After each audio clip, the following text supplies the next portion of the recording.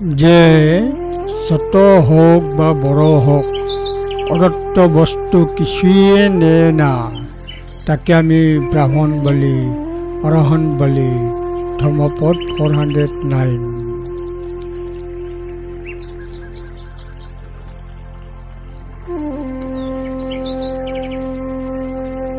যদি এই পৃথিবীতে এমন কোনো ব্যক্তি থাকে যে অদত্ত জিনিস গ্রহণ করে না, তা লম্বা বা ছোট, ছোট বা বড় যাই হোক না কেন, অদত্ত জিনিস গ্রহণ করে না, আমি তাকে সত্যিকারের ব্রাহ্মণ বলে ঘোষণা করি, অরিহন বলে ঘোষণা করি।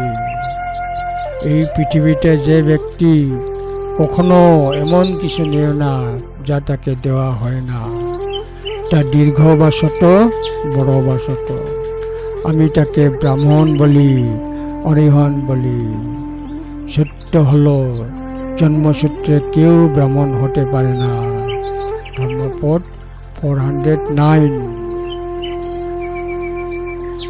য ধ দীঘং বা রচ্ছং বা অনুং থুলং শুভাশুভং লোকে অদিন্নং না দিয়তি তমহং ব্রহ্মী ব্রাহ্মণং।